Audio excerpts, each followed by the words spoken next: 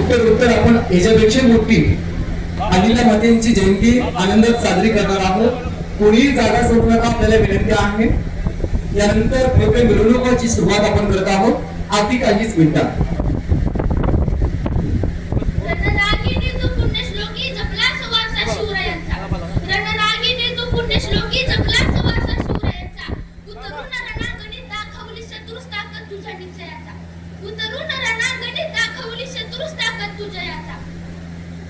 न्यायदानाची पुरस्कर्ती तू राग तुला अन्यायाचा, न्यायदानाची पुरस्कर्ती तू राग तुला अन्यायाचा. अहिल्या देवी तू अभिमान म्हणला तुझ्या शौर्याचा, अभिमान म्हणला तुझ्या शौर्याचा. सर्वप्रथम सर्वांना अहिल्याबाई होळकर यांच्या जयंतीनिमित्त खूप खूप शुभेच्छा. माझे नाव शरयू संतोष सरकर. जेव्हा जेव्हा समाजामध्ये अन्याय अत्याचार अधर्म वाढतो तेव्हा त्याला संपूर्ण आणि शक्ती या जगात जन्म घेते आणि तेच घडले 1725 रोजी. मानकोजी शिंदे आणि सुशीलाबाई यांच्या पोटी धनगर कुटुंबामध्ये एक कन्या जन्माला आली. या कन्येच्या तेजानं साक्षात सूर्यही लागला. या कन्येचं नाव अहिल्या असे ठेवलं. हीच ती महिला जिने सत्तेचा मंत्र वापरून विकासाचं तंत्र हिंदुस्थानाच्या मातीत राबवलं. हीच ती अहिल्या जिने चूल आणि मूल या समाज व्यवस्थेला झुगारून देऊन एका हातामध्ये शस्त्र आणि दुसऱ्या हातामध्ये शास्त्र घेऊन तब्बल 29 वर्ष आदर्श राज्यकारभार केला. अहिल्याबाईंना लहानपणापासूनच तलवार चालवणे, युद्ध लढणे, भालाफेक या गोष्टींचे शिक्षण आणि प्रशिक्षण दिले जात होते. हीच होती त्यांची व्यक्तिमत्व विकासाची सुरुवात. वयाच्या 18 वर्षी शूर पराक्रमी सरदार मल्हारराव होळकरांचे पुत्र खंडेरावाशी अहिल्याबाईंचा विवाह झाला. अहिल्याबाईंच्या जीवनाचं सर्वात जास्त योगदान कुणाचं? सासरे मल्हारराव यांचं. कारण मल्हारराव म्हणजे सामर्थ्य, मल्हारराव म्हणजे विश्वास, मल्हारराव म्हणजे अहिल्याबाईंच्या पाठीवर आयुष्यभर पडत असलेली कौतुकाची थाप. मल्हाररावाने आपल्या 8 वर्षाच्या सुनेला शिकवलं युद्ध कसं करायचं. युद्ध रणांगणामध्ये सुरू होतं तेव्हा तोफांचे भयानक आवाज होतात, तेव्हा त्याने निधड्या छातीनं कसं सामोरे जायचं. अहिल्याबाईंचे पती खंडेराव हे देखील शूर पराक्रमी योद्धा होते. 1754 मध्ये कुंभेरीच्या लढाईत त्यांना वीर मरण आलं. नवरा मेल्यानंतर स्त्रीला सती जाण्याची प्रथा त्या काळी होती. सासरी मल्हाररावांच्या सांगण्यावरून अहिल्याबाई सती गेल्या नाहीत, परंतु सती जाण्याची जी निष्ठ परंपरा होती त्या हे परंपरेला अहिल्याबाईंनी लाथाडण्याचे काम केले.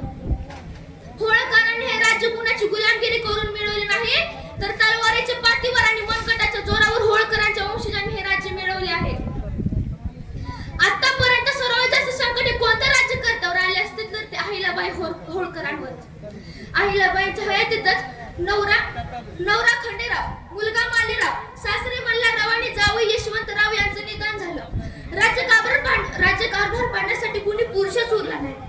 अशा वेळी एकट्या अहिल्याबाईंनी राज्यकारभार पाडण्याचा निर्णय घेतला. याच संधीचा फायदा घेऊन राघोबा पेशवे 50,000ची फौज घेऊन अहिल्याबाईंच्या राज्यावर चालून आला. परंतु अहिल्याबाईंची दूरदृष्टी बघा ना, त्यांनी आपल्या राज्यातील स्त्रियांना तलवार चालवणे आणि इतर युद्ध कला शिकवल्या आणि भारतात प्रथम महिलांची फौज तयार करणारे अहिल्याबाई होळकरच होत्या. फक्त तलवार हातात घेऊन चालणार नाही, त्याला बुद्धी कौशल्य लागतं. म्हणून अहिल्याबाईंनी राघोबा पेशव्यांना पत्र लिहिलं की मी एकटी आहे, आपला आहे असं समजू नको. जेव्हा मी हातात तलवार आणि खांद्यावर भाले घेऊन मैदानात उतरेल ना तेव्हा तुम्हाला खूप जड जाईल. आपली भेट लवकरच रणांगणात होईल, परंतु मी हरले तर मला कुणी नाव ठेवणार नाही. तुम्ही जर हरला तर तुम्हाला सारे जग नाव ठेवील, कारण तुम्ही एका महिलेकडून हरलात. राघोबा पेशव्यांनी हे पत्र वाचून माघार पत्करली. शत्रूला रणात पराभूत करण्याआधी मनात पराभूत करायचं असतं. कारण मनात पराभूत झाले शत्रू रणात उभा राहू शकत नाही. हे मानसशास्त्र त्यांना अवगत होतं. हा इतिहास होता अहिल्याबाईंच्या पराक्रमाचा, हा इतिहास होता अहिल्याबाईंच्या राजकीय आणि सामाजिक कार्याचा. आणि हेच त्याचे सुरत 13 ऑगस्ट 1795 मध्ये अनंतात विलीन झाले. मला शेवटी जाताना एवढंच म्हणावेसे वाटते की माहेश्वरीत भरला दरबार,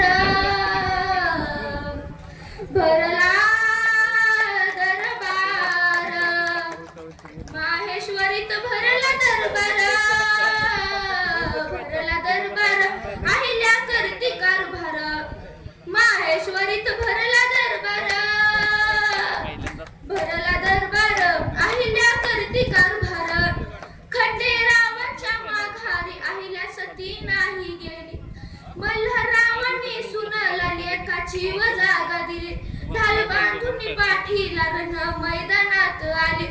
होळकर शाहीची जणू वीज कडाडली घोड्यावरती होऊन स्वार अहिल्या करती कारभार माहेश्वरीत भरला दरबार अहिल्या करती कारभार पिढ्या पिढ्यांचा भार बदनाम होती नार मन नरकाचा वदार नव्हता बायांना आधार जीवावर बेतलेली हुंड्याची प्रथा फार तोंड बांधून दिला होता बुक्क्यांचा व मार बायांची फौज केली तयार अहिल्या करती कारभार माहेश्वरीत भरला दरबार अहिल्या करती कारभार त्यांच्या वेशी वलांडल्या त्या देवीनं 12 ज्योतिर्लिंग उद्धारली त्या देवीनं 52 शक्तीपीठ साकारली त्या देवीनं मंदिरे धर्मशाळा उभारली त्या देवीनं घाट रस्ते बांधव विहिरी बांधल्या त्या देवीनं महादेवाची भक्ती अपार अहिल्या करती कारभार माहेश्वरीत भरला दरबार अहिल्या करती कारभार भरला दरबार अहिल्या करती कारभार भरला दरबार अहिल्या करती कारभार धन्यवाद. जय हिंद, जय महाराष्ट्र, जय मल्हार, जय अहिल्या. धन्यवाद. आणि